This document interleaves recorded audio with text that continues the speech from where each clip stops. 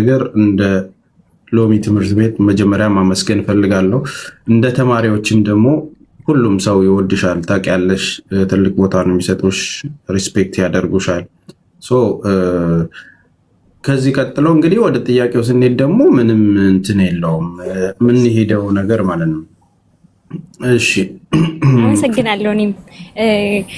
እኔም ልናገር ትንሽ ደቂቃ እድሉን ሰጥተኸኝ ትምህርት ቤት ላይ ተቀላቅዬ ስለተማርኩ ብዙ እውቀቶችን በፊት ላይ የምሰራቸውን ስህተቶች ደግሜ ያልሰራም አሁን ላይ እና በጣም ብዙ ነገሮችን እንዳሻሽል አግዘኸኛል። ካንተ ብዙ የወሰድኳቸውና ዩቲዩቤንም ሞኔታይዜሽን ቶሎ እንዲሆንልኝ ያደረኩት አንተ ጋር ከገባው በኋላ ነውና እንዲሁም ተማሪዎቹን ሁሉንም 1200ን በጣም ማመስገን እፈልጋለሁ። ቪዲዮዎችን በመለቅ ሰዓት ያዩልኛል፣ ኮሜንት ይሰጡኛል፣ ማስተካከል ያለብኝን ነገሮች ይነግሩኛል እና ሁላችንም እርስ በርሳችን በመነጋገርና በመግባባት ነውና ይሄ ነገር የሆነው እኔም እጅግ አድርጌ ነው ማመሰግናቸው። ስለሚጠይቁኝም ደግሞ አምነውብኝ ነው የሚጠይቁኝ ብዬ ነው ማስበው እና ከሷ የተወሰነች ነገር መቼም ብዙ ነገር አውቃለሁ አይባልም፣ ግን ከማውቃት ነገር ነው። እነሱም ያግዙኛል፣ እኔም አግዛቸዋለሁ፣ እነሱም ይሰጡኛል፣ እኔም እሰጣቸዋለሁ እና ሁላችንም እርስ በርሳችን ተደጋግፈን ነውና ይሄንን ለውጥ ያመጣ ነው። እጅግ አድርጌ እነሱንም አመሰግናለሁ። ይበልጥ ደግሞ አንተን እንዲህ ነህ ብለን ለመግለጽ ይከብደናል ሁላችንም። ማለትም እዛ ላይ ትምህርት የምሰጠን እኛ ተማሪዎች ሆነን አንተ ስር ቁጭ ብለን የምንማራቸው ትምህርቶች እያንዳንዱ ከዚህ በፊት የነበረን የዩቲዩብ ቻናል ኦልሞስት እኔ አሁን ዩቲዩብን ከከፈትኩኝ 4 ዓመት ሆኖኛል። አንድ የተቃጠለ ቻናል አለኝ፣ ይሄኛው ደግሞ አሁን የተስተካከለ ቻናል ነው። ከአንተ ጋር ያኔ ብናውቅህ ኖሮ ይሄንን የትምህርት እድል ያኔ ብናገኘው ኖሮ ምን ያህል እንጓዛለን፣ ምን ያህልስ ነገሮች በራሳችን ነገሮችን መስራት እንችላለን ብዬ ሳስብ በጣም ብዙ ነገር ህይወታችን ላይ ለውጦች ማምጣት እንችል ነበረ ብዬ ነው ማስበው። እንዲሁም ደግሞ የራሳችን የሆነ ነገሮችን አንሰራም ነበረ። እኔ በበኩሌ አልሰራም ነበረ። ከታዋቂ ዩቲዩበሮች ምናምን ወስድ ነበረ። በዛ ምክንያቶች ነበሩ ብዙ ነገሮች የሚበላሹብኝ የነበረው። አሁን ላይ ግን እነዛን ነገሮች ትቼ በትክክለኛው መስመር መጥቻለሁ ብዬ ነው ማስበው። አብዛኞቻችን ተማሪዎቻችን ደግሞ ያንተ ተማሪዎችን በመሆናችን መስመራችንን ትክክለኛ እንዲሆን አድርገህልናል። ለዚህም ደግሞ እጅግ አርግተን እናመሰግንሃለን። ክበርልን። የተሻለ ነገር ይገባሃል ብለን ነው የምናስበው። ነገሮች ትልቅ ነገርን የሚያደርግ ሰው ድንጋይ መወርወር ወርዋሪው ለሚወረውረው ነገር ቀላል ይሆናል። ተሸካሚው ግን ያንን ነገሮች የሚያልፍበት ነገርን ብልሃት፣ ጥንካሬ፣ ጉልበት፣ ለሰዎች ያለህ ርህራሄ፣ ጥንካሬ ታጋባለህና እንድንበረታ የምታደርገን ነገር ደግሞ በጣም እጅግ አርጌ ነው በቃ ደስ የሚለኝ ማለት ነው። እንዳንተ መሆንን እመኛለሁ። እኔ ነገሮችን መቻልን የሚያህል ነገር የለምና ያ ነገሮች በጣም ያስቀናል። ሁሉንም ነገር በትዕግስት ነው የምታሳልፈው። ለምን ጠይቅህ ጥያቄዎች ሳትሰለች ሳትደክም እስከሚገባን ድረስ ነው የምታብራራልን የምታስረዳንና ለዚህ ሁሉ ነገር እግዚአብሔር ሁሉን ነገር ይክፈልህ ብዬ ነው የምለውና አመሰግናለሁ። ብዙ ጊዜ ላለመውሰድ ነው።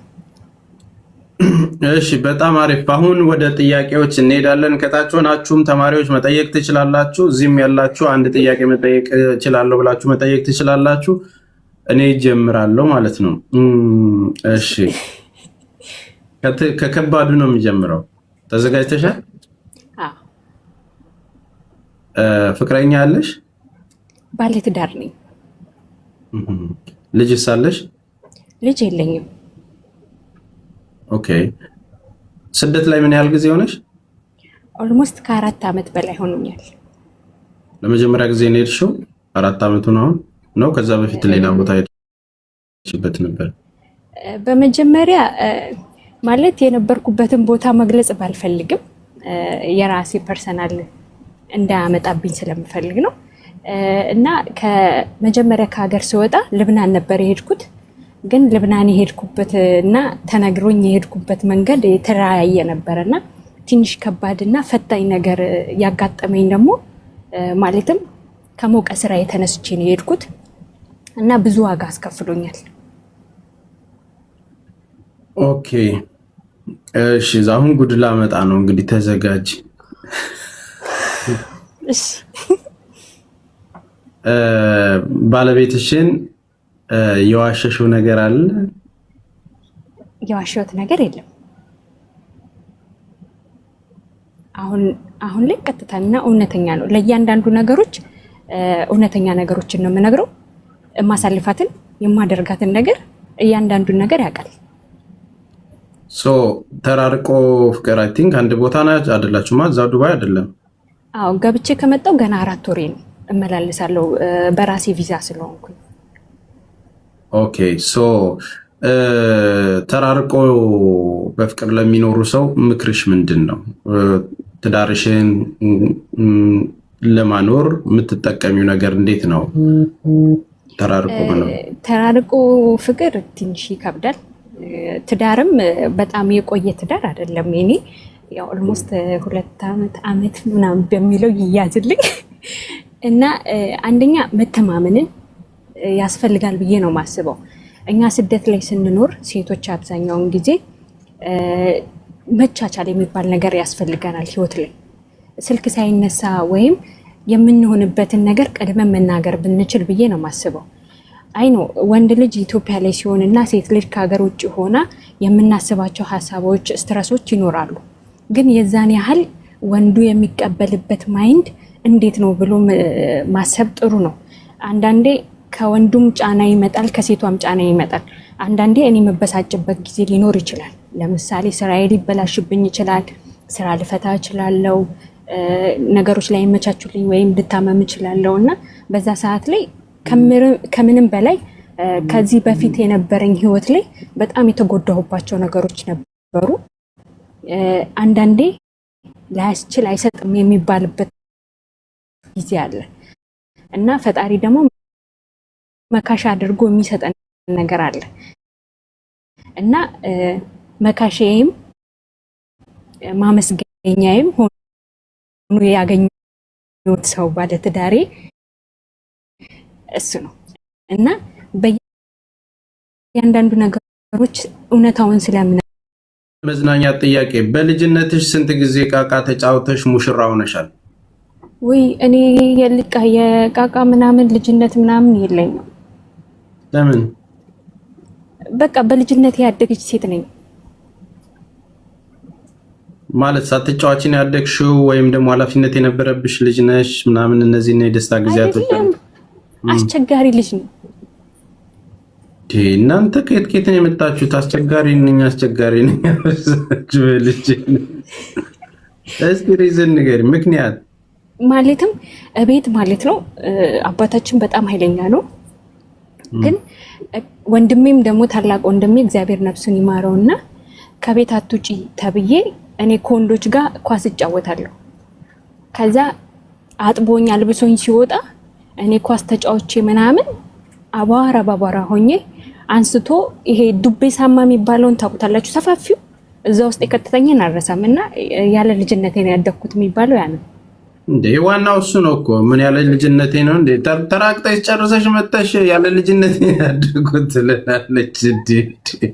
ሳማው እያንከባለለሽ በነጭ የለበሽውን በቢጫ አድርገሽ እየመጣሽ ከዛ በላይ ልጅነት አለ እንዴ? እኛ ሰፈር የማይፈቀድላቸው ልጆች አሉ። እኛ ተራቅጠን ስንመጣ በቃ እጃችሁን አስነኩን ምናምን የሚሉ በቀዳዳ እንደዚህ ነክተው በቃ ንኩን የሚሉ ልጆች አሉ። እኛ ተራቅጠን ስንመጣ ማለት ነው። እሺ ላይ ግን ምን ፈልጋ ነው? ቆይ ብትለቀቅ ምን ልታደርግ ነው? ከዚህ በላይ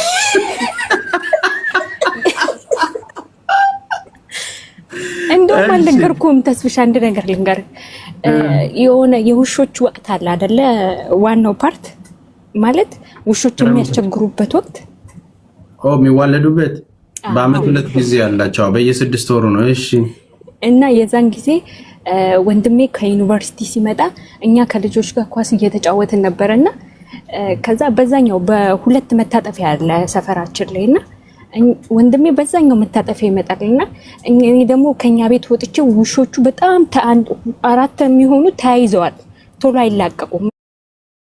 እና እኔ እነሱን ለማባረር ስሮጥ ወንድሜ ከዛኛው እነሱን ለማለያየት ድንጋይ ወርውሮ ጉልበቴን የመታኝ። በቃ ቁጭ ብዬ የራስሽ ወንድም ሲወረውር መታሽ እግርሽን?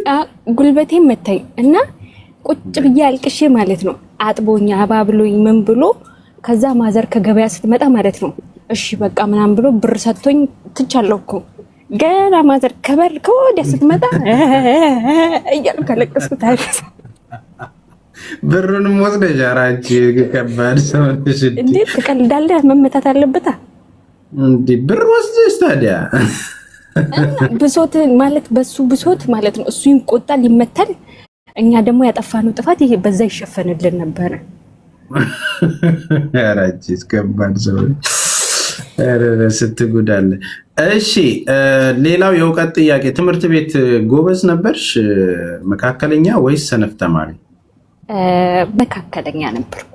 ጎበዝ ካልኩማ ጥሩ አይመጣም። ተስፍሽ ጓደኞች ይኖራሉ ታች እና እንዲ በኩረጃ አንደኛ ነኝ። ጎበዝ አይደለሽማ ማለት ነው ከኩረጃ? አረ ጎበዝ ነኝ። ይኸውልህ የሆነ ሰዓት ላይ ስፖርተኛ ነበርኩኝ እና ውድድር ሲሄድ ምናምን ያልፈኛል ፈተናና ካላጠናሁኝ የመጀመሪያ ላይ የሚቀመጠው በጣም ፋስት ተማሪ ነበረ፣ 9ኛ ክፍል ማለት ነው። እና እሱ እዛ ሆኖ እኔ ከኋላ ኮንኩኝ። እኔ ደሞዝተኛ ነኝ፣ ጨላ ሰጠዋለሁ። ስለዚህ ያስኮርጀኛል። እሱ ብድግ ብሎ ወረቀቱን እንደዚህ ከፍለሽ ነው የምትኮርጂው? አሁና ያለበለዚያ እንዴት አይመጣውማ። እና ስንት ነው የምትከፊው? የእናንተ ሀገር ደግሞ ይለያል። ዝም ብለሽ አንዴ ዞረሽ 5ቱን ሸምድደሽ አትመለሽም እንዴ? ወይ ተስፍሽ በእናንተ ጊዜ እሱ ቀረ እኮ፣ በእኛ ጊዜ እንደዛ የለም። ፖሊስ እኔ ምን እንደቀጠመኝ ታውቃላችሁ? በእንደዚህ በኩረጃ ኮሌጅ እያለሁ ማለት ነው ደህና ነበርኩኝ ትንሽ ማለት በቃ ደህና ነበርኩኝ እና የሆነች ልጅ ከኋላ የሆነ በአልፋቤት ነው ቲ ቤቶች እንዳለ ተስፋዬ ምናምን ታየች ምናምን የሚባሉ ሰዎች አሉ። የአግሪካልቸር እየተማርኩ ነው እና ምን ገጠመኝ፣ በረድፍ ነው እንደዚህ ቁጭ ያልነው፣ እንደዚህ በመስመር ተደርጎ ነው ነፃ ሆነን እንድንሰራ ምናምን። ከኋላ ተስፍሽ እያለች ትጠራኛለች እና ትጣራለች። ኦልሬዲ ዞር ስል በቃ አይኗ ትንሽ በተፈጥሮ ሸውራራ ነው እና ከጎን ያለውን ተስፍሽን ሌላ ተስፋ የሚባል ደግሞ ከኔ ጎበዝ አለ ወደ 2-3 አንድ ሌላ ተስፋ የሚባሉ ጎበዞች አሉ። በቃ እኔ እነሱን እየጠራች ነው ምናምን ብዬ በቃ ትጣራለች እና በጣም የሚያሳዝነው ነገር ያንን ነገር ካላስተካከለች 1 ዓመት ዲሌይ ትሆናለች። ኮሌጅ ላይ የሆነ ኮርስ ኤፍ ካመጣችሁ ወር ምናምን ነጥባችሁ ዝቅ ካለ ድጋሚ ኮርሱ መውሰድ አለባችሁ እና ትጣራለች። እኔ ደግሞ ኮንሰንትሬት አድርጌ እየሰራው እነሱን እየጠራች ነው ብዬ ነው የማስበው። ምክንያቱም እኔ 3ኛ ሰው ነኝ በረድፉ ላይ፣ እሷ ከኋላ ነች። ዞር ብለን ስናይ በሁለታችን መሃል 2 ሰው ምናምን አለ እና በቃ ተፈትነን ከወጣን በኋላ ውጪ እየየ ትላለች። ምን ሆና ነው ብዬ እኔ በቃ ምን ሆነች ነው ምናምን አንተን አላለች ምን እኔ ምን አደረኩሽ ምናምን ብዬ ትስ እንዳይበላሽብኝ ወጤ ስጠራ አላለች። እኔ እኮ ዞር ስል እግዚአብሔር ይቅር ይበለኝ፣ ዞር ስል የምታየው ሌላ ቦታ ነው። በተፈጥሮ ሸውራራ ነች እና ማርያምን በቃ ሌላ ሰው እናቴ ትሙት ሌላ ሰው ነው እያወራች ያለችው ብዬ 100% እንትን ብዬ ነው ነፃ ሆኜ የምሰራው እንጂ እኔ መሆኑን ባቅ አግዛት ነበር።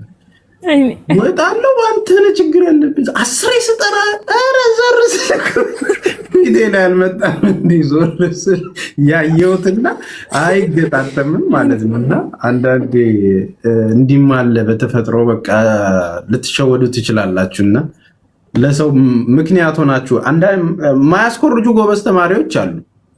በቃ ሽፍን አድርገው የሚሰሩ ማለት ነው። እንዲሁ ሲወጡ እናንተ ጋር ደብድባችኋቸው ታውቃላችሁ? ጎበዝ ተማሪዎችን ሰነፎች ያውቃለሁኝ እኔ ማትሪክ እንጂማ በኩረጃ ነው ሲደረሽ ማለት ነው። ሰደብ ያውቃለሁ በራሱ ጋር የምሬን እኮ ነው ማለት ውድድሮችን ስለሚሄድ ማለት ነው። ተመልሼ ስመጣ እኔ አይበቃኝም ታይም፣ እነሱ ሄደዋል፣ እኔ ኋላ ነኝ። ምን ብለሽ ሰደብሽው? ያትንበውቀትን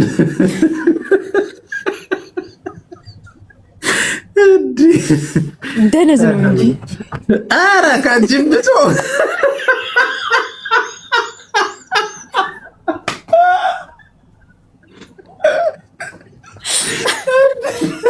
ጭራሽ አንቺ ስድብ ለሌላ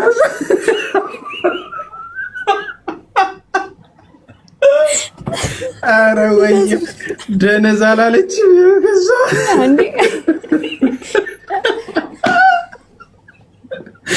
ኧረ ወይ እሺ እባክሽ ምን አለች እባክሽ? የኛ ያኔ እኮ ተስፈሽ አሁን እኮ አድበን አረጀው መሰለኝ አድቤ ተረጋግቼ ነው። ያኔ እኮ እንደዚህ አልነበረም። ውጥር ውጥር እንል ነበረ እንዴ ደነዝ ታዲያ አገጥም እኮ እንዴ። ኧረ ወየው።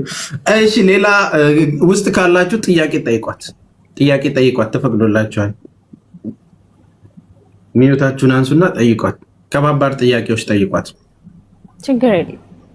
እሺ ሚዩት አንሱና ጠይቁ። እሺ አትፍሩት፣ ንኩት። ንካው እንዳይመጣብህ ማለት የመጀመሪያ የፍቅር ግንኙነቷን ጠይቃ ነው ተጠይቃ ነው? ሴቶች ብዙ ጊዜ እውነቴን ጠይቄያለሁ። ምን አስበህ ነው? አስኮራጁ ነበር ማለት ነው። አዎ ጠይቄያለሁ እኮ የመጀመሪያ አስኮራጁ ነው በትምህርቱ።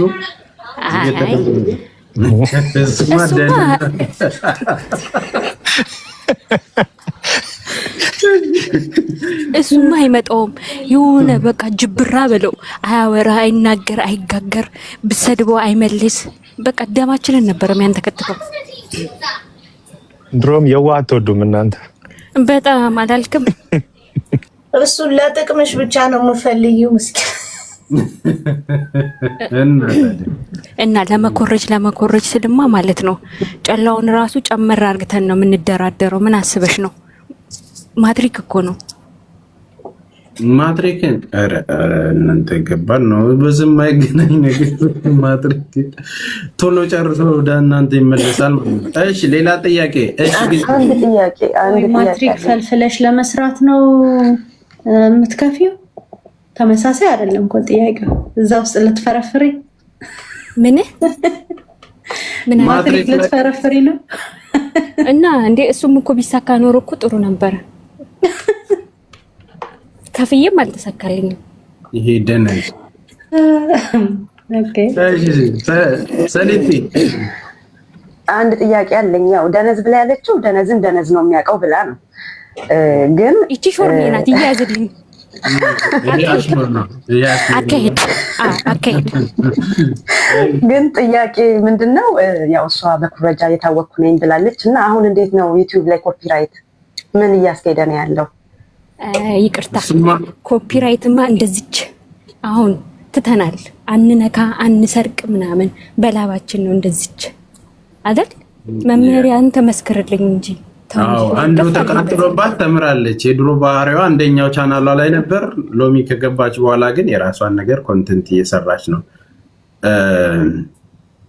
እሺ ሌላ የመጨረሻ ጥያቄ የሚጠይቃት አለ?